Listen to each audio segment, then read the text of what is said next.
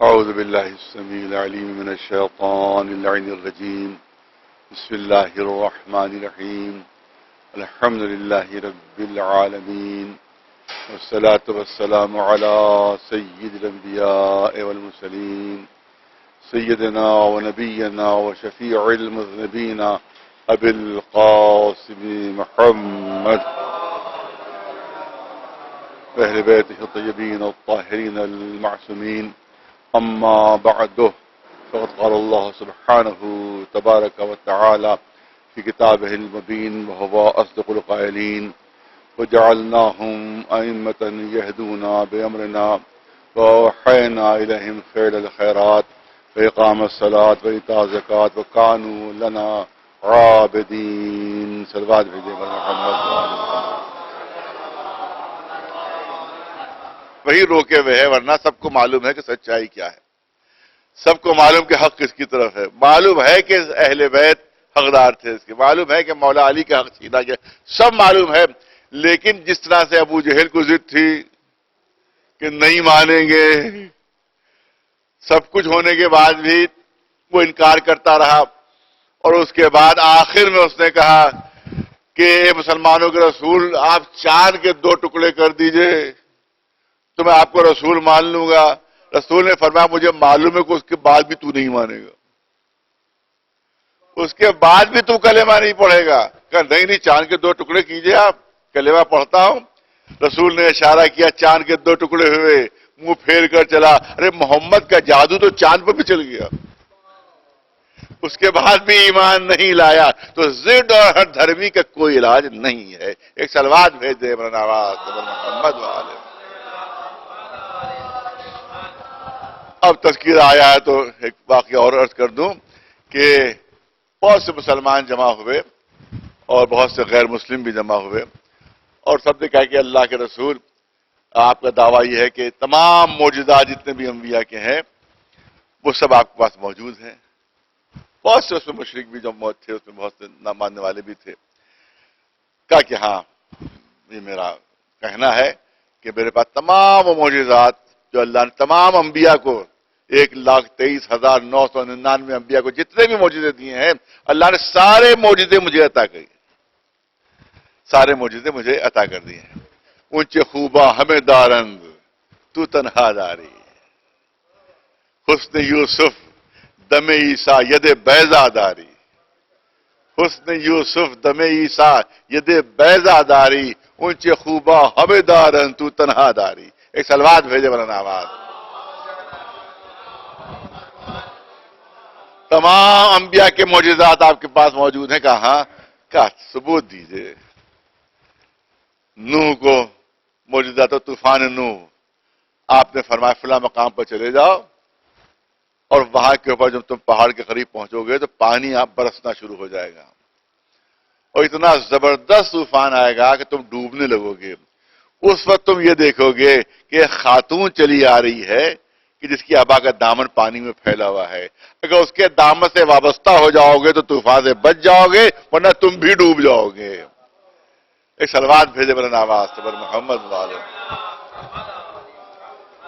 وہ گئے، واپس آئے، پورا واقعہ بیان کیا کہ ہاں ایسی ایک خاتون تھی کہ دور ابا کے دامن دور تک پھیلے ہوئے تھے. یہ اللہ کے رسول وہ خاتون ہے کون؟ کہ میری بیٹی فاطمہ زہرا ہے. ایک صلوات بھیجے بلند آواز. مردوں کو زندہ کر سکتے ہیں آپ؟ کہ علی فلاں مقام پر ان کو لے کر چلے جاؤ اور میرا نام لے لینا، قبر کو ٹھوکر مارنا، مردہ زندہ ہو جائے گا. آگ جناب ابراہیم کا آگ کے دامن میں ڈالے گئے تھے مگر گردن نہیں پہنچی تھی. کیا آپ پاس یہ بھی معجزہ موجود ہے؟ کہ ہاں جاؤ، جب آگ کا سامنا ہو تو میرے اور میرے اہل بیت کا نام لے لینا، آگ سے بچ جاؤ گے. صلوات بھیجے پر محمد والے. سارے تجربات ہو گئے اور ہر چیز صحیح بہت توجہ رہے، ہر چیز صحیح ثابت ہوئی. اب ابو جہل بھی آگے بڑھا.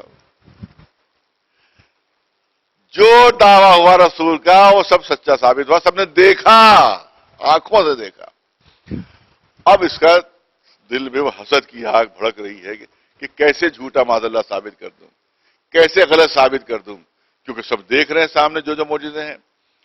اب اس نے ایک ترکیب سوچ لی کہ ایسی بات کہوں جس کو رسول ثابت نہ کر سکے، جس کو رسول ثابت نہ کر سکے۔ ابو جہل سامنے آیا، سنیے غور سے سنیے واقعہ۔ ابو جہل سامنے آتا ہے، یہ مسلمانوں کے رسول، آپ کا دعویٰ کہ اس سے پہلے کے سارے انبیاء کے معجزات آپ کے پاس موجود ہیں؟ کہا کہ ہاں بالکل، ابھی میں نے سب دکھا دیا۔ کہا قرآن میں ہے کہ جناب عیسیٰ کے پاس یہ معجزہ تھا کہ جس نے جو گھر میں کھایا ہے وہ بتا دیتے تھے، جس نے جو گھر میں کھایا ہے اور جناب عیسیٰ بتا دیتے تھے۔ کہا کیا آپ کے پاس بھی یہ معجزہ موجود ہے؟ کہا ہاں میرے پاس یہ علم موجود ہے، جس نے جو گھر میں کھایا ہے میں بتا سکتا ہوں کہ کس نے کیا کھایا ہے۔ اب دیکھیے اس نے ترکیب بڑھائی تھی کہ یہ بتائیے کہ میں نے آج کیا کھایا ہے۔ اب ظاہر گھر میں کوئی گواہ نہیں، اکیلا ابو جہل کھا رہا ہے، خود وہی اکیلا گواہ کہ آج تیرے گھر میں تو نے مرغ پکایا تھا اور مرغ تو نے کھایا تھا۔ کہ نہیں، غلط، میں نے مرغ تو نہیں کھایا تھا، میں نے تو ترکاری کھائی تھی۔ اب ظاہر گواہ وہ خود ہی ہے، تو اب جھٹلا سکتا ہے رسول اللہ کو؟ اس کو معاذ اللہ ان کا بات کو جھوٹ ثابت کر سکتا ہے کہ نہیں یہ اللہ کے رسول اور مسلمانوں کے رسول آپ کی بات صحیح نہیں ہے، میں نے مرغ آج کھایا ہی نہیں، چھوا بھی نہیں، کا ثبوت دے دوں؟ ثبوت دے دوں؟ اور اس نے سوچا میں نے گھر کے اندر کھایا ہے، ثبوت کہاں سے لے کر آئیں گے؟ ثبوت دے دوں؟ کہا ثبوت دیجئے، آپ ثبوت دیجئے، بتائیے کہ میری بات سچی ہے۔ کہا تم مرغ کھا رہا تھا، لیکن اسی وقت اتفاق سے تیرا بھائی جو ہے سگا بھائی وہ گھر کے اندر داخل ہوا، تو انتہائی کنجوس ہے۔ تیرا سگا بھائی جیسے ہی داخل ہوا تو انتہائی کنجوس ہے، تو نے سوچا کہ اگر اس نے کھاتے دیکھ لیا تو کہیں اسے بھی شریک نہ کرنا پڑے، تو جلدی سے تو نے اپنے زانو کے نیچے وہ مرغ دبا لیا، جلدی سے زانو دکھا، اس وقت بھی سالن کا دھبا موجود ہے۔ ایک سلوات بھیج دے، جھوٹ اسی وقت کھل گیا، معلومہ مرغ ہی نوش فرمایا تھا۔ ایک سلوات بھیج دے محمد والا۔ مقصد بیان کرنے کا صرف یہ ہے کہ اگر حق کی تلاش ہو تو حق تک پہنچ سکتا ہے آدمی، اگر سچائی کی تلاش ہو تو سچائی مل جائے گی اسے، لیکن اگر ضد و ہٹ دھرمی ہو اور آنکھیں بند کیے ہوئے ہو تو پھر سورج نکلا ہوا بھی ہو تب بھی کہے گا نہیں نکلا ہوا ہے۔ ایک سلوات بھیج دے محمد والا۔ تو کوئی محل اور موقع ایسا نہیں ہے کہ جہاں کے پر رسول اللہ نے بتایا نہ ہو۔ دعوت ذو شیرہ اس نے بتایا، اور کون کون سے مواقع ہیں، سب سے آخر میں تو اعلان غدیر ہے کہ جس میں 1,20,000 سے زیادہ اصحاب ان کے سامنے اعلان فرمایا تھا من کنت مولا ہو وہذا علی مولا، اور تمام لوگوں نے اقرار کیا، بڑے بڑے علماء نے اقرار کیا ہے۔ مسند امام احمد میں موجود ہے، صحیح ترمذی شریف میں موجود ہے، مسند ابن مستدرک حاکم میں موجود ہے، یہاں تک کہ 100 علامہ امینی نے ایک بہت توجہ کو میں چاہتا ہوں علمی پہلو رہے تاکہ وہ لفاظی نہ ہو خالی اور لوگوں تک دلیلیں پہنچے۔ علامہ امینی نے الغدیر جو کتاب لکھی ہے اس میں 110 اصحاب کرام کا ذکر ہے کہ جو حدیث غدیر کے راوی ہیں، جو حدیث غدیر کے راوی ہیں۔ اور اب جو مزید تحقیق ہوئی، علامہ امینی کے انتقال کو تقریباً 40 سال ہو رہے ہیں، اب جو مزید تحقیق ہوئی وہ تعداد بڑھ کر 120 پہنچی ہے کہ 120 اصحاب کرام رسول اللہ کے اصحاب صحابی، انہی نے روایت کی کہ ہم موجود تھے اور رسول اللہ نے ہاتھوں پر بلند کر کے اعلان کیا تھا کہ جس کا میں مولا ہوں اس کے علی مولا ہے۔ 120 صحابی آج ان کی حدیثیں موجود ہیں۔ سب سے معتبر اسلام میں حدیث جو سمجھی جاتی ہے وہ ایک حدیث ہے، وہ ہے الاعمال بالنیات۔ الاعمال بالنیات یہ سب سے معتبر حدیث سمجھی جاتی ہے۔ کیوں سمجھی جاتی ہے؟ کیونکہ اس کے روایت کرنے والے 60 صحابی رسول ہیں۔ پورے سلسلہ احادیث میں کوئی بھی حدیث ایسی مسلمانوں کو نہیں ملی کہ جس کو 60 اصحاب نے نقل کیا ہو۔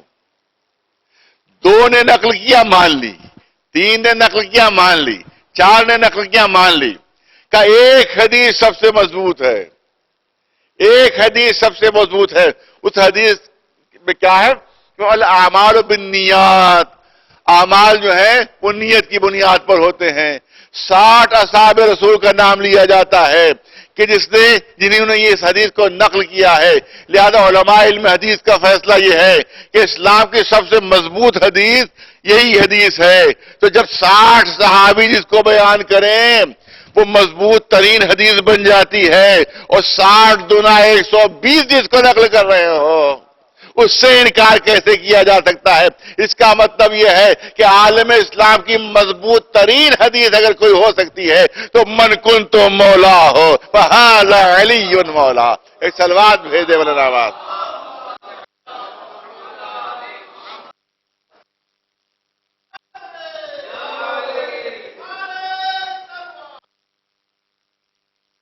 جس کو 120 صحابی نقل کر رہے ہیں, جس کو 120 اصحاب نقل کر رہے ہیں, اس کو جھٹلایا جائے تو اس سے بہت ظلم اور کیا ہوگا, اس سے بڑا ستم اور کیا ہوگا.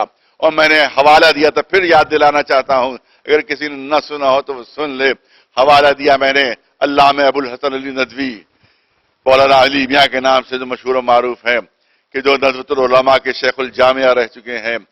عالم اسلام میں ان کی بڑی شہرت رہی ہے, یہاں تک کہ جو سعودی عرب گئے تھے تو وہاں کے بادشاہ نے ان کو کعبہ معظمہ کی کنجی دی تھی. ان کو اتنی عظمت و اتنا شرف عالم اسلام میں ان کا. انہوں نے جو کتاب سیرت نبی پر تحریر فرمائی ہے میں نے خود دیکھی, اپنے آنکھوں سے سنا ہوا نہیں ہے. علی گڑھ یونیورسٹی میں جب میں پڑھتا تھا تو میں نے دیکھا, وہ کتاب نکالی میں نے دیکھا, کتاب پڑھی, میں نے دیکھا کہ اس میں غدیر کے بارے میں انہوں نے کچھ لکھا ہے کہ نہیں لکھا ہے, کیونکہ سید ہیں تو کچھ نہ کچھ تو انصاف کیا ہوگا. اپنے کو سید کہتے ہیں, کچھ نہ کچھ تو انصاف کیا ہوگا اپنے دادا کے ساتھ.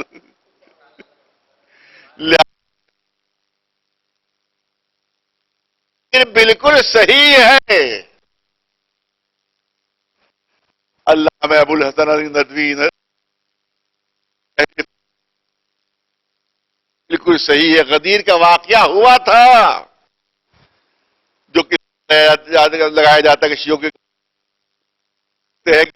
غدیر کا واقعہ ہوا تھا, اور رسول اللہ نے علی کو بلند کر کے فرمایا تھا کہ من کن تو مولا ہو فہذا علی مولا, جس کے مولا ہو اس کے علی مولا.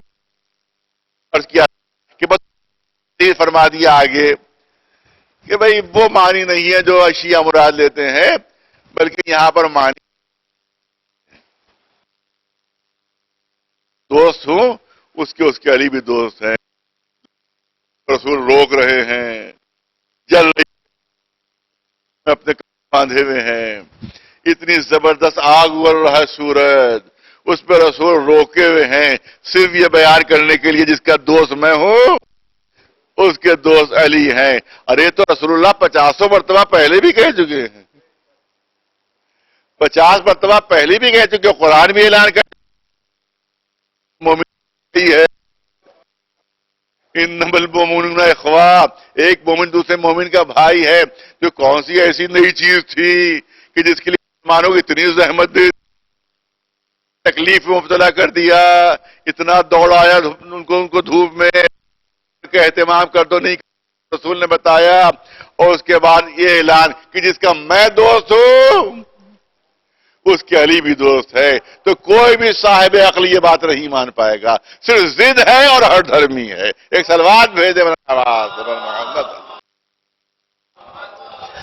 اب مسئلہ حل کیے دیتا ہوں میں, کیونکہ میں نے کہا علمی پہلو اسی حساب سے کہ مستند امام احمد حنبل میں, امام محمد غزالی نے سر العالمین میں, اور بہت بڑی بڑی کتابوں اہل سنت کی جو ہے, کیونکہ یہاں ہے کہ سیمینار یا تقریر کوئی ہو تو اس میں حوالے دے سکتا ہے. یہاں مجلس میں تو ظاہر کرتے ہیں کتابوں کے حوالے پہ کہ حضرت تمام سب سے کہا تھا کہ جا کر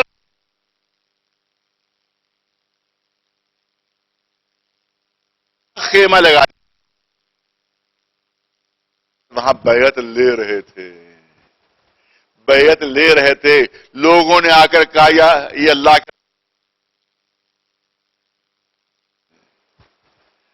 بیعت لینے کا طریقہ کیا ہے کہ جس کو بیعت لینا ہوتی ہے اس نے ہاتھ بڑھایا اور جو بیعت کر رہا ہے اس نے ہاتھ پر ہاتھ رکھ دیا.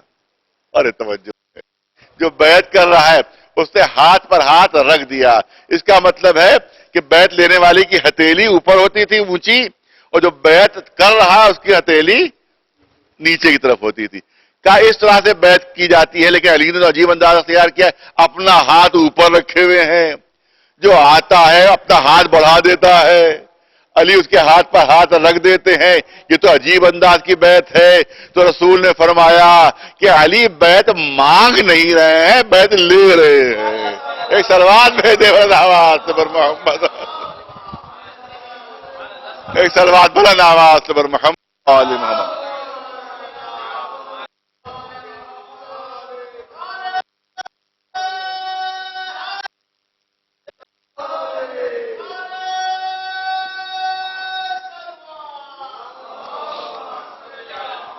اب میں صاحبان علم و نظر کی توجہ چاہوں گا.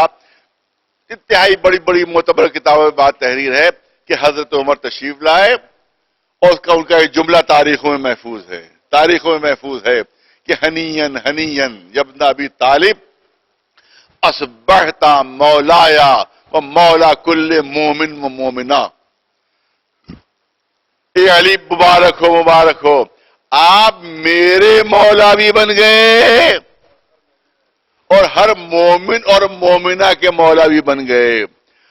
اب بس ہلکی سا اشارہ, ایک بزرگ سے بات سنی, میری اپنی بات نہیں ہے, ایک بزرگ سے بات سنی ہے کہ ان کا بھائی بات ان کی تھوڑی سی سمجھ میں نہیں آ رہی ہے. آپ نے کہا کہ آپ میرے مولا بھی بن گئے اور ہر مومن اور مومنہ کے بھی بن گئے. تو جب آپ نے ہر مومن اور مومنہ کہا تو اس میں تو خود شامل ہو گئے. جب یہ کہا کہ ہر مومن اور ہر مومنہ سب کے مولا آپ بن گئے, تو اب یہ کہنے کی ضرورت نہیں تھی کہ میرے بھی بن گئے. تو جو رہے یہ کہنے کی ضرورت ہے میرے بھی بن گئے. مومن اور مومنہ سے الگ ہٹ کر اپنا ذکر کرنا خود اس بات کی دلیل ہے کہ نہ مومنوں میں شمار نہ مومنات میں. ایک صلوات بھیجے بر محمد و آل محمد, ایک صلوات بلند آواز بر محمد. بھائی میرا جملہ نہیں ہے, یہ میں نے کسی بزرگ سے سنا وہ جو میں نے عرض کر دیا. بہرحال جو عرض کرنا ہے وہ یہ ہے, عربی زبان کے جو ماہرین ہیں وہ بات کو بہتر طریقے سے سمجھیں گے کہ اصبحتا, حضرت عمر فرما رہے ہیں اصبحتا آپ ہو گئے. عربی میں یہ افعال ناقصہ کہلاتے ہیں. اصبح, امسا, ظل, باتا, یہ تمام جو ہے افعال ناقصہ کہلاتے ہیں. اسی میں اصبح بھی ہے اور امسا بھی ہے. یہ اصبح یا امسا اس وقت استعمال ہوتا ہے جب کوئی نئی چیز ہو گئی ہو, جب کوئی تبدیلی واقع ہوئی ہو, جب کوئی نئی چیز ہو تو لفظ اصبح عربی میں استعمال کیا جاتا ہے. لفظ اصبح مثال دے دے تاکہ چھوٹے چھوٹے بچے بھی سمجھیں. فرض کیجئے کہ کوئی بہت دولت مند تھا اور ایک دم سے وہ بینک کرپٹ ہو گیا, دیوالیہ ہو گیا, جیسا کہ نوٹ بندی میں ہو بھی چکا ہے کہ بہت سے جو ارب پتی کروڑ پتی تھے, معلوم سب کے سب اس کا چلا گیا معاملہ. تو معلوم ہے کہ جو ہزاروں کروڑوں کی جمع تھی ان میں وہ دودھ کے پاور دودھ کے لیے پیسے مانگنے پر مجبور ہو گئے تھے. تو معلوم ہے کروڑ پتی ایک دم سے دیوالیہ ہو گیا. اور ہوتے رہتے واقعات, فلاں کا جہاز سامان لے کر جا رہا تھا سارا, وہ جہاز ڈوب گیا, سارا مال ان کا ختم ہو گیا, معلوم فقیر ہو گئے, محتاج ہو گئے. تو اب یہاں پر کیا کہا جائے گا, بہت توجہ رہے, یہاں پر کیا کہے کہ اصبح الامیر و فقیرا. جو امیر تھا وہ یہ کہا کہ فقیر بن گیا. اصبح الامیر و فقیرا, تو کیونکہ تبدیلی آ گئی, دیکھا کہ نئی چیز ہو گئی, تو اب یہاں پر اصبح کا لفظ استعمال کیا جائے گا عربی زبان میں. کوئی فقیر تھا, محتاج تھا, ایک دم سے لاٹری کھل گئی اس کی, معلوم ہے کہ وہ ڈاکی نے آ کر کھٹکھٹایا کہ صاحب آپ کے نام کی لاٹری کھل گئی. کسی نے سمجھا دیا تھا ڈاکیے کو کہ بھئی ایک دم سے نہ بتانا, बेचारा फकीर है, गरीब है, एकदम से पता चलेगा 5 लाख मिल गए तो कहीं हार्ट फेल ना हो जाए, ज्यादा धीमे धीमे बताना उसको। तो पहले धीमे धीमे बताना। तो डाकिया ने कहा कि अच्छा ठीक है। तो पहुंचा, दरवाजा खटखटाया उसने, वो बेचारे फकीर फटा कपड़े निकले। तो कहा गया था कि देखो एकदम से ना बताना। तो उसने कहा कि अगर आपके नाम लॉटरी खुल जाए और आपको पैसे फर्ज कीजिए 5 लाख मिल जाए तो आप क्या कीजिएगा? आधे तुझे दे दूंगा। बार बार डाकिए का हार्ट फेल हो गया। एक सलवात भेजे एक सलवात बोला आवाज पर मोहम्मद वाल। तो मालूम हुआ कि एक आदमी जो बेचारा फकीर है उसको एकदम से अगर आपको चीज मिल जाए तो क्या कहा जाएगा कि असबह फकीर व अमीरन। असबहल फकीर व अमीर, एक फकीर जो था वो यकायक अमीर हो गया। ये नहीं कहा जाएगा कि असबहल अमीर व अमीर। सलवात भेजे पर मोहम्मद वाले मोहम्मद। बड़ी देर की मेहरबान आते आते सलवात। अच्छा है जी।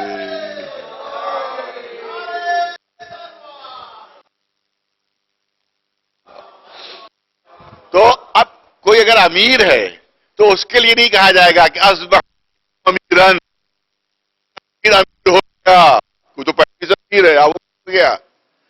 जो फकीर है, गधा है, उसके लिए नहीं कहा जाएगा कि असबह फकीर व फकीरन, एक फकीर फकीर हो गया। ये बेमानी चीज है क्योंकि पहले ही से फकीर है। जब कोई तब्दीली आती है, कब कोई नई बात होती है तो असबहा का कलमा इस्तेमाल किया जाता है। एक फकीर अमीर हो जाए तो कहा जाता असबहा, एक अमीर फकीर हो जाए तो कहा जाता असबहा। हजरत उमर फरमा रहे हैं असबहता मौलाया व मौला कुल्ले मोमिन व मोमिना। ए अली आप हमारे मौला हो गए, ए अली आप हमारे मौला हो गए। इसका मतलब ये निकला कि मददगार तो पहले भी थे, नासिर तो पहले भी थे, भाई तो पहले भी थे। ये तमाम सिफात आज में पाप पहले से मौजूद थी। आज एलान रिसालत के बाद हमारे मौला भी हो गए। एक सलवात भेज दे मोहम्मद वाल।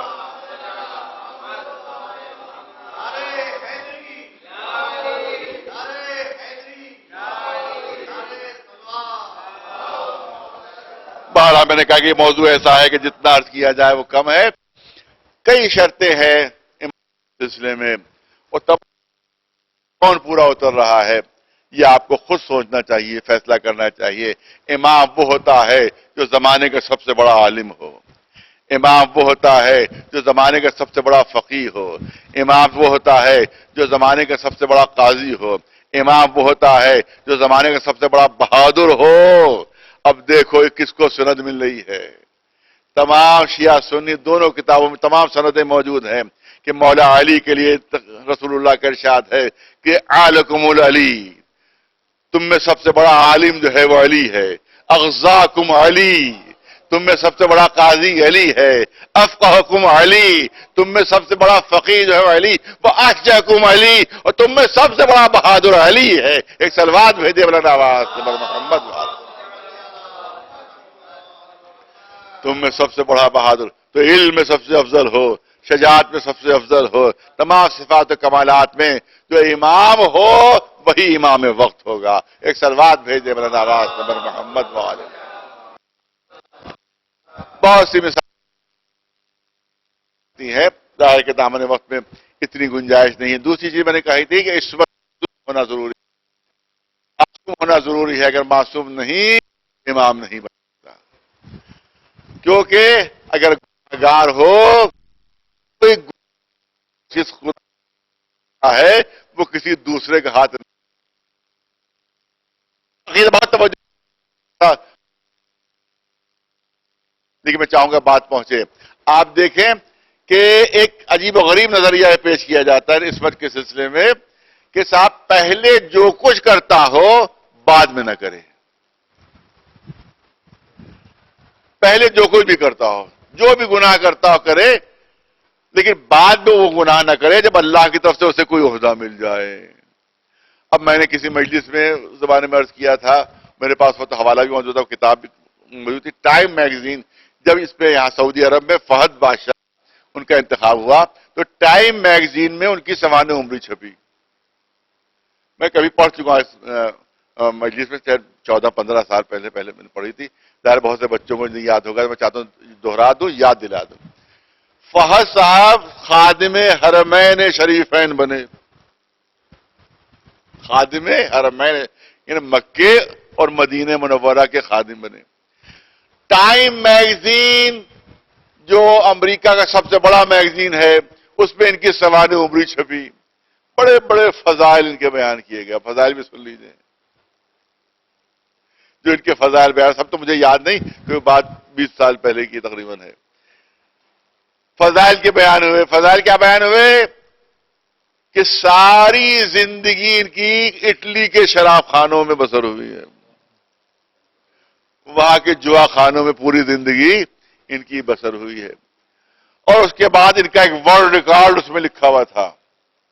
تمام چیز تو میرے ذہن میں نہیں ہے، لیکن ایک چیز ہے کہ ورلڈ ریکارڈ کا لکھا ہوا تھا. ان کا فہد صاحب کا ٹائم میگزین میں ورلڈ ریکارڈ یہ لکھا ہوا تھا کہ کوئی بھی جواری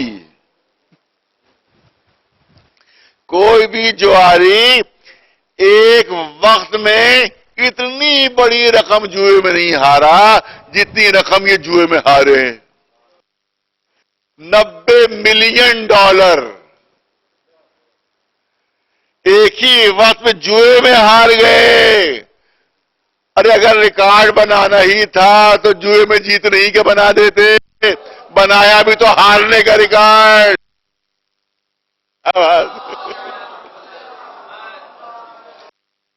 شاید بھی موجود ہو وہ. اچھا، اس کے بعد میں دکھایا اپنے دوسرے مسلک کے دوست کو کہ بھئی یہ خادم حرمین ہے، جوئے میں جن کا ریکارڈ ہے، شراب میں جن کا ریکارڈ ہے. ارے کہہ رہے تھا پہلے کرتے تھے، اب نہیں کرتے. اب جب سے بنے ہیں تب سے نہیں کرتے. لہذا پہلے ہو بعد میں نہ کرے. چلیے ہم نے آپ کی کو فرض کے لیے کوئی صاحب چوری اور ان کو مسلمانوں نے خلیفۃ المسلمین منتخب کر لیا، بن گئے وہ. کیونکہ آپ کہتے جو بھی بعد میں نہ کرے، اور وہ چوری کرتے تھے اور خلیفۃ المسلمین منتخب کر لیا گا ان کو. اب نہیں کسی کا ہاتھ پر، ارے چوری بہت بری بات ہے. اور کہے گا ارے بھیا کل ہی ہمارے ساتھ کھلا گھر میں پھاندے تھے، گھر میں پھاندے تھے، آج کیا ہو گیا؟ خلیفۃ المسلمین بن چکا ہوں، لہذا آج سے میں نے یہ کام چھوڑ دیا ہے. شرابی کے پاس پہنچے، شرابی کا ہاتھ پکڑا، بہت بری بات ہے. کیا کیا آج آپ کو؟ ارے کل ہی تو ہم آپ اسی ایک میز کے اوپر آج انہوں نے مجھے منتخب کر لیا، میں نے کام چھوڑ دیا ہے. تو معلوم ہے کہ اگر شرابی کچھ روکنا چاہیں تو فوراً کہے گا کہ آپ کرتے تھے. کو پکڑنا چاہے تو کہے گا آپ بھی تو یہی کرتے تھے. کسی چور کو پکڑنا چاہیں تو آپ بھی یہی کرتے تھے. وہ یہی کہے گا. پوری توجہ اور یہ کہیں گے کہ آپ کہو گے مجھ کو مسلمانوں نے ایک عہدہ دے دیا ہے، لہذا میں نے ایک کام چھوڑ دیا. اب میں چوری نہیں کرتا، شراب نہیں پیتا، نہیں کھیلتا. تو جانتے ہیں کہ اس جواری اور شرابی کا، اس چور کا جواب کیا ہوگا. اس کے علاوہ کوئی جواب نہیں ہوگا. اس کا کوئی جواب اس کے علاوہ نہیں ہو سکتا. جب کہیں گے میں نے چھوڑ کرتا تھا، اب کیونکہ مسلمانوں نے منتخب کر لیا لہذا میں نے چھوڑ دیا ہے. اب مسلمانوں نے مجھے بنا لیا لہذا میں نے چھوڑ دیا ہے. تو ہماری شرابی اور چور یہی جواب دے گا کہ جب آپ بن گئے تو آپ نے چھوڑ دیا، جب ہم بن جائیں گے تو ہم بھی چھوڑ دیں گے. ایک سلوات بھیجے بلند آواز پر محمد، ایک سلوات بلند آواز پر محمد. اسی لیے ہم نے کہا کہ امام معصوم ہونا ضروری ہے تاکہ کوئی انگلی بھی نہ اٹھا سکے اس کی طرف. ایک سلوات بھیجے بلند آواز پر محمد. کا چھوٹی موٹی غلطیاں تو کر ہی سکتا ہے، کبھی ایک آدھ بار جھوٹ چل جائے گا. نہیں، دامن عصمت پر ہلکا سا داغ بھی نہیں ہونا چاہیے، معمولی سا داغ بھی نہیں. میں مثال دے دوں، میں کیونکہ میں نے کہا کہ ہلکی پھلکی مثالیں تاکہ چھوٹے چھوٹے بچے بھی سمجھیں. بالکل آج ہی کے زمانے کی مثال، بلکہ آج کی نہیں ہوگی، اب کی تو پابندی لگی ہوئی ہے، پچھلے سال کی مثال کہ فرض کیجئے کسی صاحب نے یہ طے کیا کہ وہ چائے بانٹیں گے مجلس کے بعد. تو مجلس میں 400-500 لوگ تھے، تو انہوں نے سوچا کہ اب 400-500 لوگوں مجلس ختم ہوگی تب بڑی زحمت ہو جائے گی کہ ایک ایک پیالی دے سب کو چائے اڑیلی جائے، کافی ٹائم لگ جائے گا. لہٰذا انہوں نے ایک لمبی سی میز بچھا دی 8-10 میزوں کو ملا کر، اور اس کے اوپر 300 پیالیاں سجا دی اور 3-4 لڑکوں کو لگا دیا جو اپنے اعزاء اور رشتہ دار بیٹے تھے کہ دیکھو جیسے ہی مجلس ختم ہو ان 300 پیالیوں میں تو فوراً چائے اڈیل دینا، تاکہ 300 ہمارے مہمان ایک ہی وقت میں چائے پی لیں. بہت بچ جائے گا، بہت زیادہ، ورنہ ایک ایک دو کو اگر ہم پلائیں گے تو کافی ٹائم. 300 پیالیاں سجا دی گئی. اس کے بعد کیتلیوں میں چائے بھری ہوئی، سب بچے تیار. جیسے ہی مجلس ختم ہوئی ویسے ہی وہ لڑکوں نے تمام 300 بھر دی، سب چائے اس میں بھر دی گئی. اب جیسے ہی مجمع کے لوگ مومنین آگے بڑھے کہ وہ چائے پئیں، یہ کہا کہ میزبان نے ہاتھ اٹھا کر کہا ایک سیکنڈ رک جائیے، ذرا ایک سیکنڈ رک جائیے، تھم جائیے، میری بات سن لیجیے. پیالیوں میں جب چائے اڈیلی گئی تو چھوٹا سا بچہ کھیلتا ہوا اتفاق سے اس کے دوا تھی، پتہ نہیں کہاں آیا، کھیلتے کھیلتے اس نے ایک میں چوہے مار دوا ڈال دی ہے. اب مجھے خود بھی یاد نہیں کس پیالی میں ڈالی ہے، اس نے کس میں ڈالی ہے. لہذا 299 چائے کی پیالیاں تو بالکل صحیح ہے، دوا پڑ گئی ہے. لہذا آپ حضرات آئیے اور نوش فرمائیے، کیونکہ 299 صحیح ہے. ارے توجہ رہے، 299 صحیح ہے. ایک پیالی میں بچے نے چاہے شرارت یا بھول پن میں اس نے چوہے مار دوا ڈال دی ہے، ایک پیالی میں بقیہ پیالیاں سب صحیح ہیں. آپ تشریف لائے اور چائے پیے، ایک آدمی بھی آگے نہیں بڑھے گا. ارے 299 تو صحیح ہیں، ایک ہی میں تو جو چوہے مار دوا. آؤ بڑھو، ہر ایک سوچے گا کہ کہیں وہ پیالی میرے حصے میں نہ آ جائے، کہیں وہ پیالی میرے حصے میں نہ آ جائے. تو یاد رکھیے کہ اگر ہلکا سا بھی گناہ کا داغ کسی امام کے یا رسول کے دامن پر لگ جائے تو پوری امامت میں شک ہو جائے گی، پوری رسالت میں شک ہو جائے گی کہ اس وقت غلط بول رہا ہے تو پتہ نہیں کن کن موقعوں پر غلط بولا ہوگا. لہذا اس کی باتوں پر کیسے بھروسہ کر لیں. ایک سلوات بھیج دے برد آواز پر محمد وال، ایک سلوات بلند آواز پر محمد وال محمد.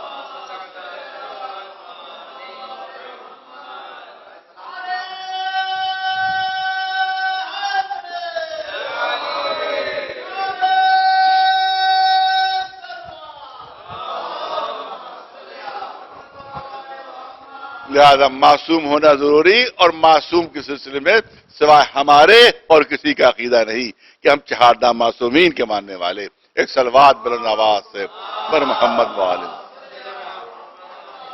اب جلدی عرض کروں کہ بہت اب کم وقت ہے. ایک عقیدہ ہمارا اور ہے کہ امام جو ہوتا ہے، عہدہ امامت تمام عہدوں میں سب سے افضل ہے. یہ میں نے شاید پہلی یا دوسری مجلس میں عرض کر دیا تھا کہ عہدہ امامت تمام عہدوں میں سب سے افضل ہے، کیونکہ جناب ابراہیم کو جو عہدہ امامت مل رہا ہے وہ نبوت کے بعد مل رہا ہے، رسالت کے بعد مل رہا ہے، خلت کے بعد مل رہا ہے. اس کا مطلب ہے جو بعد میں عہدہ ملنے والا ہوتا ہے وہ سب سے بلند ہوتا ہے، تبھی سب سے آخر میں ملتا ہے. تو امامت کا سب سے آخر میں ملنا خود اتوار کی دلیل ہے کہ سب سے بلند عہدہ ہے. کسی روایت میں نہیں ملتا کہ رسالت کے لیے امتحان لیا گیا ابراہیم کا، نبوت کے لیے امتحان لیا گیا ابراہیم کا، لیکن امامت بغیر امتحان کے نہیں ملی. تو بتاؤ کون عہدہ زیادہ اہم ہے، جو بغیر امتحان کے مل جائے یا وہ عہدہ زیادہ اہم ہے کہ پہلے امتحان لیا جائے پھر ملے. تو خود امتحان لینا اس بات کی دلیل ہے کہ سب سے اہم عہدہ جو ہے وہ عہدہ امامت ہے. صلوات بھیجیں بر محمد وآلہ. اب اسی عقیدے کی بنیاد پر ہمیں کبھی کبھی کفر کا فتویٰ دے دیا جاتا ہے کہ صاحب یہ اپنے اماموں کو انبیاء سے افضل سمجھتے ہیں. پر ایک واقعہ جلدی سے پیش کر دوں کہ علامہ تیجانی پورا نام ہے تیجانی سماوی، بہت اچھی اچھی کتابیں انہوں نے لکھی ہیں، بہترین کتابیں لکھی ہیں، شیعہ مذہب انہوں نے قبول کیا. ایک عالم دین نے ان کا واقعہ پیش کیا، میں آپ کے سامنے پیش کرنا چاہتا ہوں کہ ابھی وہ شیعہ نہیں ہوئے تھے تب کا واقعہ ہے، شیعہ نہیں ہوئے تھے تب کا واقعہ ہے، لیکن محب اہل بیت پہلے ہی سے تھے. وہ محب اہل بیت وہ پہلے سے تھے، شیعہ نہیں ہوئے تھے. ان سے ملاقات ہوئی، ان شیعہ عالم دین سے گفتگو آپس میں بات چیت ہوئی تھی. کہا کہ ہم تو سارے عقائد ہم نے آپ کے دیکھے، وہ تیجانی صاحب کہہ رہے ہیں ان سے، شیعہ عالم دین سے، کہ سارے عقائد ہم نے آپ کے دیکھے، لیکن ایک عقیدہ ذرا سا میری سمجھ میں نہیں آ پا رہا ہے، یعنی اس کو دونوں کہنا چاہیے ہضم نہیں ہو پا رہا ہے مجھے. کہ کون سا عقیدہ؟ کہا کہ آپ لوگوں کا عقیدہ یہ ہے کہ آپ کو جو امام ہیں وہ ابراہیم سے بھی افضل، نوح سے بھی افضل، موسیٰ سے بھی افضل، عیسیٰ سے بھی افضل، یہ ائمہ معصومین جو ہیں. تمام عقیدے تو میری سمجھ میں آ گئے، مگر یہ عقیدہ میری سمجھ میں نہیں آ رہا ہے. کیسے ممکن ہے صاحب شریعت رسول ہے اس سے آپ کا امام افضل ہو جائے، صاحب کتاب رسول اس سے آپ کا امام افضل ہو جائے؟ تو انہوں نے کہا کہ ایک کتاب آپ نے ابھی کچھ عرصے پہلے لکھی ہے، وہ آپ پاس موجود ہے؟ کہا میرے پاس تو موجود ہے. آپ پاس موجود ہے؟ کہاں موجود؟ کہا اس کو نکلوا دیجیے. آپ کی کتاب ایک سال پہلے شائع ہوئی ہے، آپ ہی کی کتاب ہے. کہ ہاں بالکل میرے پاس رکھی ہے، میرے پاس محفوظ ہے. وہ نکال کے لایا، انہوں نے برق الٹی. کہ یہ حدیث جو آپ نے خود لکھی وہ پڑھی، یہ حدیث جو آپ نے خود لکھی ہے اپنے ہاتھوں سے اپنی کتاب میں، اس کو آپ پڑھیے. انہوں نے پڑھنا شروع کی کہ رسول نے ارشاد فرمایا ہے کہ اولنا محمد ووسطنا محمد وآخرنا محمد وکلنا محمد. یہ آپ نے حدیث کی کتاب میں لکھی ہے. کہاں لکھی ہے؟ اس پر عقیدہ ہے کہ عقیدہ نہ ہوتا تو لکھتا کیوں؟ اول بھی محمد ہے، اوسط بھی محمد ہے، آخر بھی محمد ہے، سب کے سب محمد ہیں. تو جب محمد سب سے افضل ہے تو پہلا محمد اگر افضل ہے تو دوسرا محمد بھی افضل ہے، تیسرا محمد بھی افضل ہے. صلوات بھیجے بر محمد والے. ایک صلوات بلند آواز سے محمد. اس طرح سے علم کی منزل تمام جتنے بھی خلفائے مسلمین ہیں سب مولا علی کی علم کی منزلت کے قائل رہے. حضرت ابو بکر ان کا یہ جملہ جو ہے وہ تاریخ میں آج بھی محفوظ ہے، اور میرے پاس تمام حوالے اہل سنت کی کتابوں کے موجود. میں یوں ہی ہوائیاں نہیں چھوڑ رہا ہوں، اڑا رہا ہوں ہوائیاں. ہر چیز کی دلیل اور ہر چیز کے حوالے میرے پاس محفوظ ہے. مگر کیونکہ مجلسوں میں طریقہ نہیں ہے لہذا وہ طریقہ لہذا میں وہ کتاب لے آتا یہاں کے اوپر. جیسے طاہر القادری صاحب کتابیں رکھے رہتے ہیں، حوالے دیتے رہتے ہیں، تو یہ ایسا کا طریقہ ہمارے مجلسوں میں بھی ہوتا، تو یہاں پر کتابوں کا ڈھیر ہوتا جس سارے حوالے میں پیش کر دیتا کہ سیرت ابن ہشام میں یہ لکھا ہوا ہے، سیرت ابن اسحاق میں یہ لکھا ہوا ہے، تاریخ طبری میں یہ ہے، فلاں کتاب میں یہ ہے، فلاں صحیح میں یہ ہے، اور فلاں صحیح میں یہ لکھا. سارے حوالے یہاں دے دیتا میں. لہذا میرے پاس حوالے محفوظ ہے. لہذا سب سے بڑا ان کے خلیفہ اول حضرت ابو بکر جو ہے ان کا یہ ارشاد موجود ہے کہ اللہ مجھے اس دن کے لیے زندہ نہ رکھے کہ جب کوئی مشکل ہو اور مشکل حل کرنے کے لیے علی موجود نہ ہو. تو اس کا مطلب یہ ہے کہ اگر علم افضل نہ ہوتے تو ان کی زبان کے بڑے جملے نہ ہوتے. یہ الٹا مسئلہ ہو جاتا ہے. مولا علی کو کہنا چاہیے تھا. اس کے برعکس اب خلیفہ اول ارشاد فرما رہے ہیں کہ اللہ مجھے اس دن کے لیے زندہ نہ رکھے کہ جب مشکل تو ہو مگر حل کرنے کے لیے ابو الحسن موجود نہ ہو. یہ خلیفہ اول کا جملہ. اور خلیفہ دوم کا جملہ تو بہت ہی مشہور ہے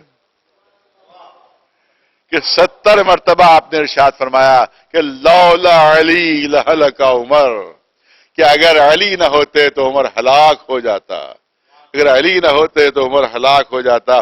یہی ہم میں محترم کی ایک بات مجھے یاد آ رہی ہے کہ آپ نے فرمایا جب زمانے میں علی گڑھ میں پڑھا کرتے تھے تو ان کے کسی دوسرے مسلک کے دوست نے کہا پوچھا کہ آخر یہ بتائیے شیعہ سنی میں اختلاف کیا ہے؟ کہا ارے وہ تو بہت بڑی بڑی کتابیں موجود ہیں، ان کو آپ پڑھیے تو پتہ چلے گا آپ کو۔ کہا نہیں آپ مختصراً بتا دیجئے، اختصار کے ساتھ بتا دیجئے۔ کہا کہ ہاں چلیے اگر اختصاری کے ساتھ سننا چاہتے تو میں بتا دیتا ہوں کہ سنی شیعہ میں اختلاف اتنا ہے کہ اگر لام سے میم تک آ جائیں تو سارے اختلاف ختم ہو جائیں۔ اگر لام سے میم تک آ جاتے تو سارے اختلاف ختم ہو جاتے۔ ارے یہ تو سمجھ نہیں، لام سے میم تک آ جاتے یہ کیا مطلب؟ کہا آپ دیکھیے اردو الفابیٹ پہ لام کے فوراً بعد میم ہے، بیچ میں کوئی فصل نہیں ہے، بیچ میں کوئی فاصلہ نہیں ہے، صرف لام سے میم تک آنا ہے، لام سے میم تک آنا ہے۔ کہ بھائی بات سمجھ میں نہیں آ رہی۔ کہا 70 مرتبہ کہا لولا علی، اگر ایک مرتبہ مولا علی کہہ دیا ہوتا تو آج یہ 73 فرقے نہ ہوتے۔ صلوات بھیجتے پر محمد وآلہ۔ ایک صلوات بلند آواز سے پر محمد وآل محمد۔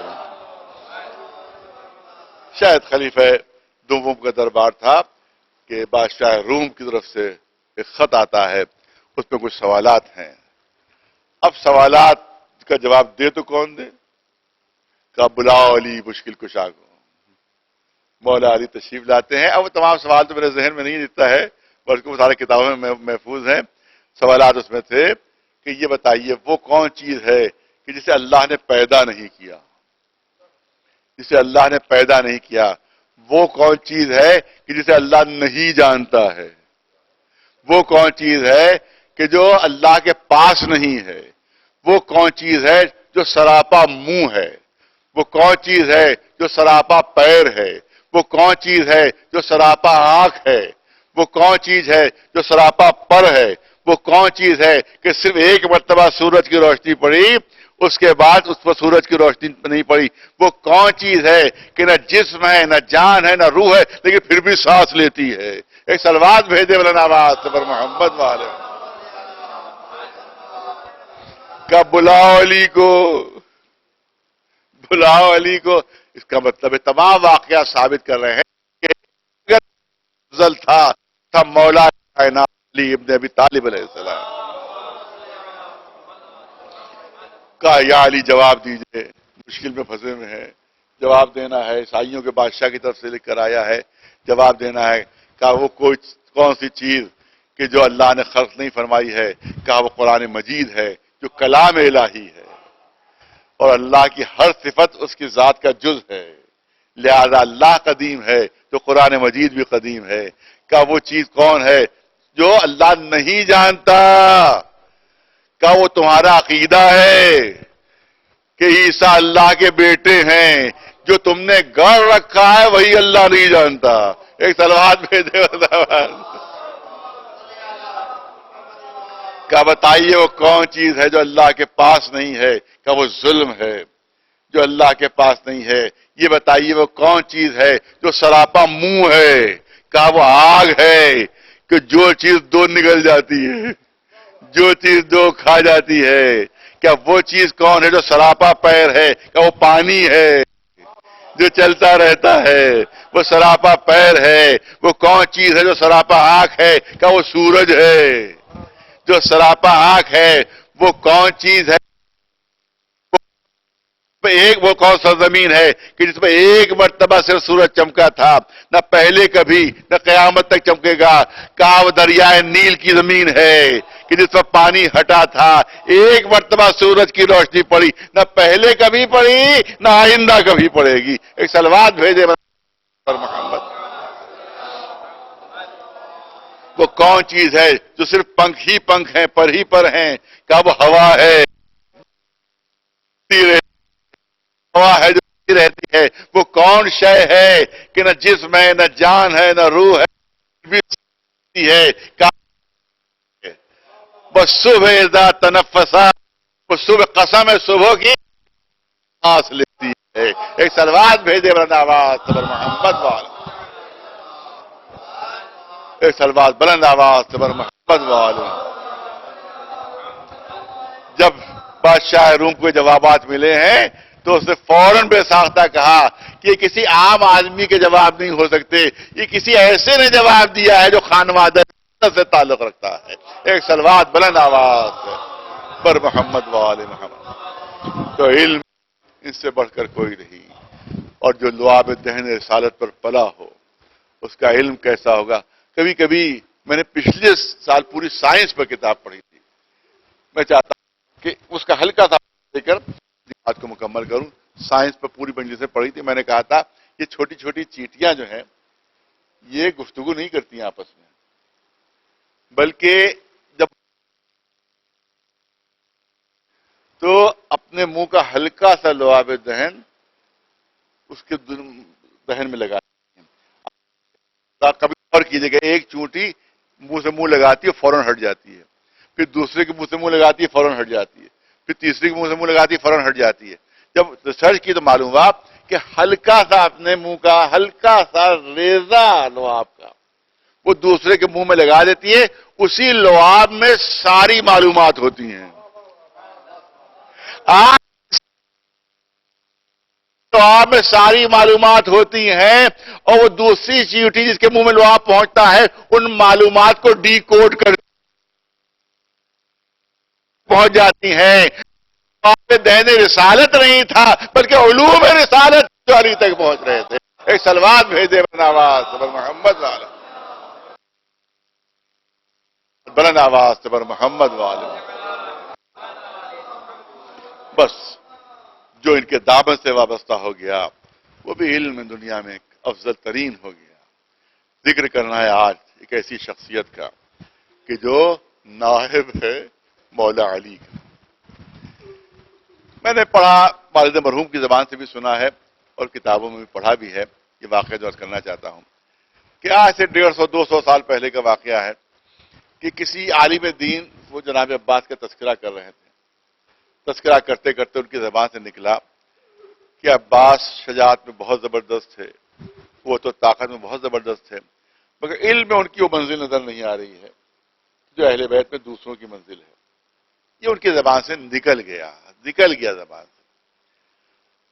رات میں لیٹے، خواب میں دیکھا جناب عباس تشریف لائے اور فرمایا اے عالم دین تجھے اپنے علم پر بڑا ناز ہے، بڑا غرور ہے، ذرا ایک میرے مسئلے کا جواب دے دے، ایک میرے مسئلے کا حل تو بتا دے. سننا تھا، کانپ گئے، تھرا گئے، قدموں پر سر رکھ دیا. آقا بھلا میری جرت کہ آپ کوئی مسئلہ مجھ سے پوچھے اور میں جواب دوں؟ کہ نہیں تو نے تو کہا کل کہ عباس کی علم میں کوئی بڑی منزل نظر نہیں آ رہی ہے.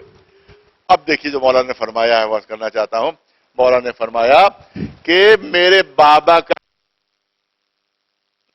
رستوں سے اور ذریعوں سے تجھ تک پہنچا ہے تو عالم بن گیا، اور میں نے تو علم وہیں سے حاصل کیا ہے کہ جہاں سے علم کا چشمہ. آپ دیکھیں کہ جہاں سے چشمہ پھوٹتا ہے وہاں آب زلال ہوتا ہے، وہ بالکل خالص پانی ہوتا ہے، اس میں کوئی ملاوٹ نہیں ہوتی ہے. لیکن جب چشمہ آگے بڑھتا ہے تو مٹی بھی شامل ہو جاتی ہے، خس و خاشاک شامل ہو جاتا ہے، کوڑا کرکٹ شامل ہو جاتا ہے، اس میں راستے میں پتہ نہیں کتنی چیزیں شامل ہو جاتی ہیں. لیکن جہاں سے پھوٹتا ہے وہاں خالص ہوتا ہے. تو پتہ نہیں کتنے ہوئے تب تک میرے بابا کا علم، تب میرے بابا کا علم تجھ تک پہنچا اور تو عالم ہو. میں نے تو علم حاصل کیا کہ جہاں سے علم کا چشمہ پھوٹ رہا تھا. ایک سلوات بھیجے بلند آواز. اب یہ واقعہ بھی سن لیجئے آخر کلام میں. آپ دیکھیں کہ 2 سال تک لعاب دہن امامت پر جناب عباس نے پرورش پائی. لعاب دہن عصمت پر جناب عباس نے پرورش پائی، لعاب دہن امامت پر پرورش پائی جناب عباس نے. علم کی کیا منزل ہوگی. اب یہ بھی سن لیجئے کہ ہمارے 10ویں امام علی نقی علیہ السلام، ان کا واقعہ ہے کہ ایک ہندوستان سے شخص جاتا ہے، ہندوستان سے روایت میں موجود ہے. جب ہندوستان سے شخص جاتا ہے تو مولا ہندی زبان میں اس سے بات کر رہے ہیں، ہندی زبان میں گفتگو کر رہے تھے. جو ہندوستانی شخص چلا گیا تو ایک ابو ہاشم نام کے صحابی تھے، انہی نے مولا سے کہا 10ویں امام سے کہ آقا کیا آپ ہندی زبان بھی جانتے ہیں، کیا آپ ہندی زبان سے بھی واقف ہیں؟ تو مولا نے یہ نہیں کہا میں ہندی زبان جانتا ہوں، بلکہ کلی جواب دیا. مولا نے کلی جواب دیا. اس نے پوچھا کہ آپ ہندی زبان بھی جانتے ہیں؟ مولا نے کلی جواب دیا، اے ابو ہاشم اگر سب کی زبانیں نہ جانوں گا تو سب کا امام کیسے بنوں گا؟ ایک سلوات بھیجے مولانا آباد سے. تو امام کو کسی ترجمان کی ضرورت نہیں پڑتی، کسی انٹرپریٹر کی ضرورت نہیں پڑتی کہ دوسرے ملک کا کوئی آیا ہے تو اس کے ساتھ کوئی انٹرپریٹر ہو، وہ ان کو بتائے کہ کیا ہے. امام وہ ہوتا ہے تم ہر زبان سے واقف ہوتا ہے، ہر زبان کا عالم ہوتا ہے. سلوات بھیجے مولانا آباد. ابو ہاشم کہتے ہیں آقا میں چاہتا ہوں کہ تھوڑا سا علم مجھے بھی حاصل ہو جائے، تھوڑا سا علم مجھے بھی مل جائے. تو کہا سامنے جو کنکری پڑی ہوئی ہے، ایک چھوٹی سی کنکری پڑی تھی کہ یہ لاؤ اٹھا کے دے دو. وہ کنکری ابو ہاشم نے دی. مولا نے اپنی زبان پر وہ کنکری رکھی، اپنی زبان پر وہ کنکری رکھی جس پہ ہلکا سا لعاب دہن، اس کنکری میں ہلکا سا لعاب دہن مولا کہا گیا کہ اس کنکری کو ابو ہاشم تو اپنی زبان پر رکھ لو. ابو ہاشم نے وہ کنکری کہ جس پہ ہلکا سا لعاب دہن امامت تھا جیسے ہی اپنی زبان پر رکھا، 70 زبانوں کا عالم بن گیا. تو اگر لعاب ہے تو ہو جاتا ہے، تو جس نے 2 سال لعاب دہن امامت پرورش پائی اس کے علم کی منزل کیا ہوگی؟ میں سب افضل نظر آ رہا ہے. اسی طرح سے بہادری اور شجاعت میں بھی عباس کے کوئی مثل و نظیر نہیں تھا. ارے علی جیسا بہادر جس کو اپنا نائب بنائے، وہ کتنا بڑا بہادر ہوگا، کتنا بڑا شجاع ہوگا. لیکن آپ جانتے ہیں کہ بہادری کی دو قسمیں ہیں. ایک بہادری قوت بازو کی بہادری ہے اور ایک بہادری قوت برداشت کی بہادری ہے. ایک بہادری صبر کی بہادری ہے. قوت بازو کی بہادری کمتر درجے کی بہادری ہے اور قوت برداشت اور صبر کی بہادری جو ہے وہ اعلیٰ درجے کی بہادری ہے. کربلا کے میدان میں آقا عباس کو اپنی قوت بازو کی بہادری کا امتحان نہیں دینا تھا بلکہ اپنی قوت صبر کا امتحان دینا تھا، اپنی قوت برداشت کا امتحان دینا تھا. اور اس پہ عباس سے بڑا بہادر کون ہوگا کہ جس کے سامنے اون محمد کے لاشیں آ رہے ہیں. دیکھیں جو جتنا طاقتور ہوتا ہے، جتنا قوی ہوتا ہے، جتنا بہادر ہوتا ہے، اتنا ہی اطاعت کی منزلیں اس کی کم ہو جاتی ہیں. بار بار لوگ روک رہے ہیں، ارے صاحب نہیں موقع ہے حملے کا، لیکن اپنی بہادری کے جوش میں حملہ کر دیا، لڑ گئے جا کر. تو یہ ہوتی ہے بہادری، لیکن یہ دنیاوی بہادری ہوتی ہے. عباس کی شجاعت وہ شجاعت ہے کہ جو امامت کی تابع ہے. امام نے بہت توجہ رہے، امام نے کہہ دیا اے عباس تلوار نہیں نکالنا ہے. مولا نے کہہ دیا اے عباس جنگ نہیں کرنا ہے. اب میرا یہ عقیدہ ہے، میرا یہ ایمان ہے کہ تلوار نکالنا کیسا، تلوار کے قبضے پر ہاتھ جانا کیسا. عباس نے نظر بھر کے تلوار کو دیکھا تک نہیں ہوگا کیونکہ مولا کی اجازت نہیں، آقا کی اجازت نہیں. یہ عباس تمہیں کیسے اجازت دے دوں، تم تو میرے لشکر کے علمدار، تم تو میرے لشکر کی زینت ہو. ہاں جب سارا لشکر ختم ہو گیا اب عباس ہاتھ جوڑے سامنے کھڑے ہوئے ہیں. آقا اب تو اجازت دیجئے، مولا اب تو اجازت دیجئے. کہا اے عباس تم میرے لشکر کے علمدار، لشکر کی زینت ہو. جناب عباس فرماتے ہیں آقا وہ لشکر کہاں رہا، وہ لشکر کہاں رہا کہ جس کی میں زینت تھا، جس کے لیے آپ بتاتے ہیں کہ میں زینت ہوں. اب جہاں لشکر ہے وہیں علمداری کروں. یہی وقت تھا کہ خیموں سے بچوں کی آواز آتی ہے کہ ہائے پیاس ہمیں مارے ڈال رہی ہے، ہائے پیاس ہمارا کلیجہ بھونے دے رہی ہے. فرماتے ہیں اے عباس تم تو جانتے ہی ہو کہ کتنے بچوں نے پیاس سے دم توڑ دیا ہے. اب ایک روایت پیش کرنا چاہتا ہوں کہ جو دمت الثاقبہ میں ہے روایت. وہ روایت دمت الثاقبہ میں اس طرح سے ہے کہ جس وقت بچوں کو معلوم ہوا تو سارے بچے فریادیں کرتے تھے، خیمے سے باہر نکل آئے تھے، مگر عالم یہ تھا کہ 2 قدم چلتے تھے اور زمین پر گر پڑتے تھے۔ 2 قدم چلتے تھے، زمین پر گر پڑتے تھے اور فریاد کرتے تھے، ہائے پیاس ہمیں مارے ڈال رہی ہے، ہائے پیاس ہمارا کلیجہ بھونے دے رہی ہے۔ امام نے فرمایا، اے عباس، ان بچوں کی حالت دیکھ رہے ہو، ارے ذرا آپ کچھ پانی کا ان کے لیے اہتمام کرتے جاؤ۔ خیمہ جناب سکینہ میں تشریف لے جاتے ہیں، واپس آتے ہیں تو روایت کہتی ہے کمر میں تلوار نہیں ہے، صرف نیزہ ہے جس کے اوپر مشق بندھی ہوئی ہے۔ یہ کمر کی تلوار کیا ہوئی روایت میں نہیں ہے، لیکن دل کہتا ہے کہ جب سکینہ سے اجازت مانگی ہوگی میں جا رہا ہوں پانی لینے، تو سکینہ نے دامن تھاما ہوگا، چچا مجھے پانی نہیں چاہیے ہے۔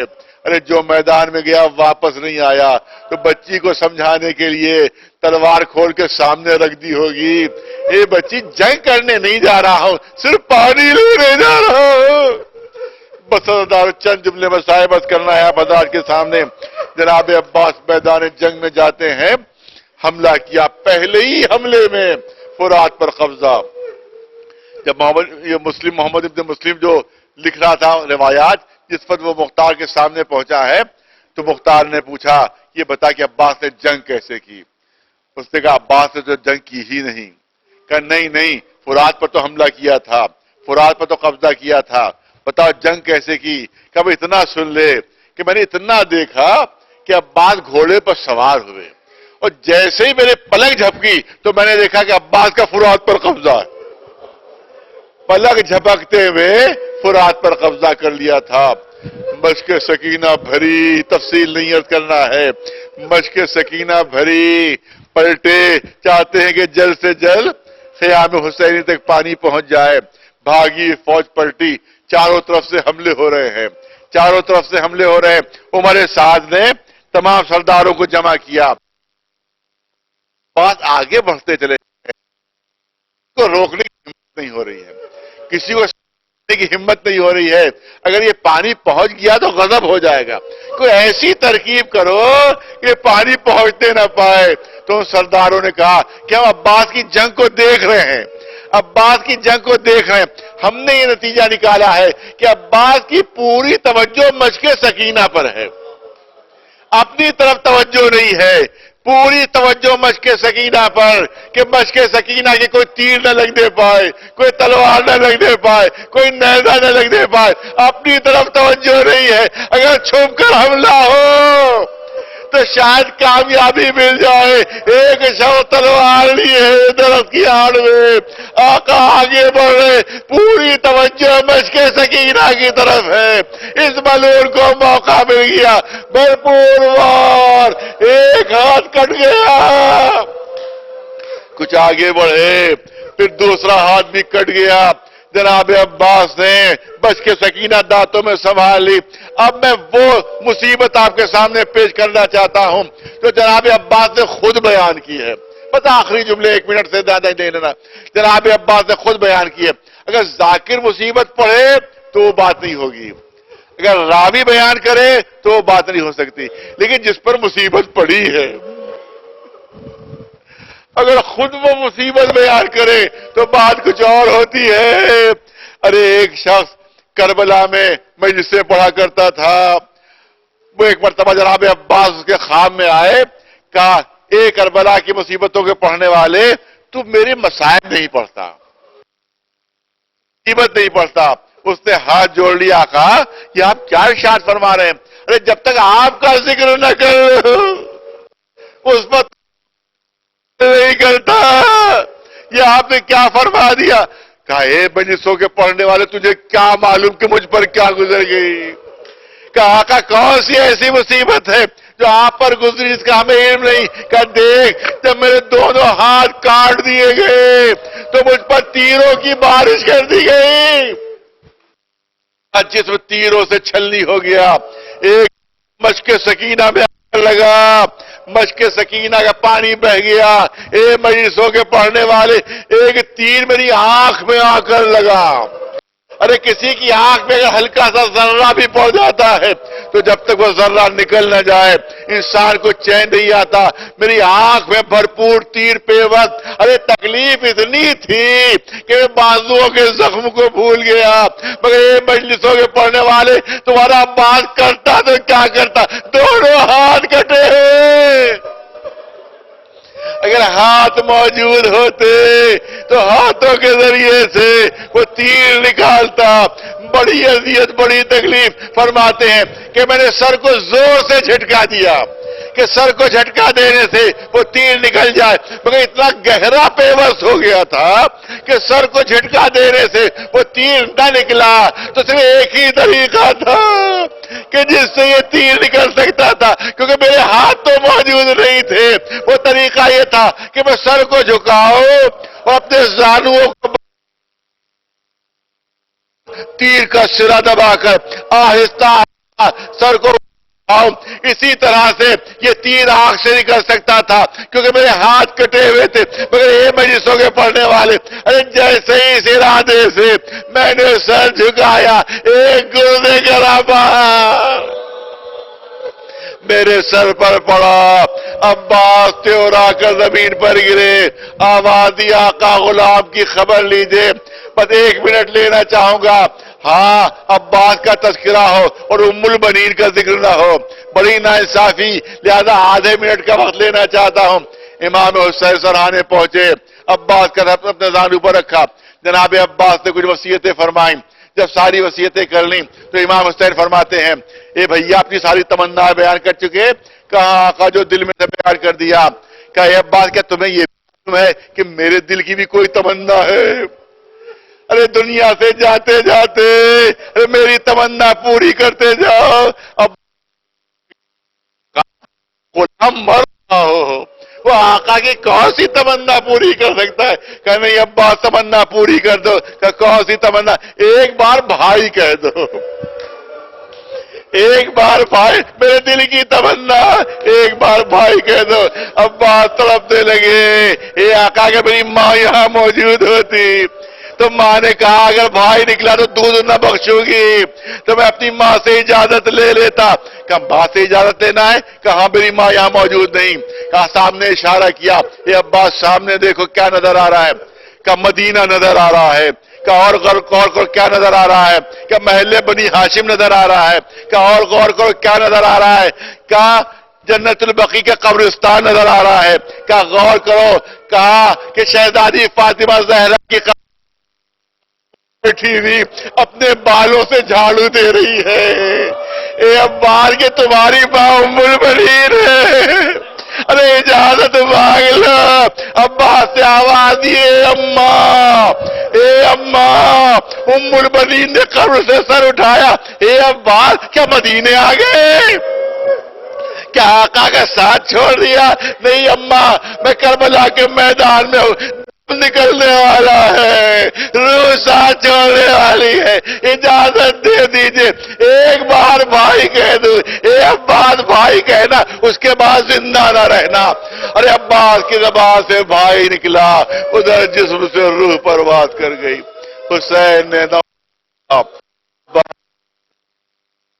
میری کمر ٹوٹ گئی, راہ چاروں تدبیر مسدود ہو گئی. سَيَعْلَمُ الَّذِينَ ظَلَمُوا أَيَّ مُنقَلَبٍ يَنقَلِبُونَ أَلَا لَعْنَةُ اللَّهِ عَلَى الْقَوْمِ الظَّالِمِينَ.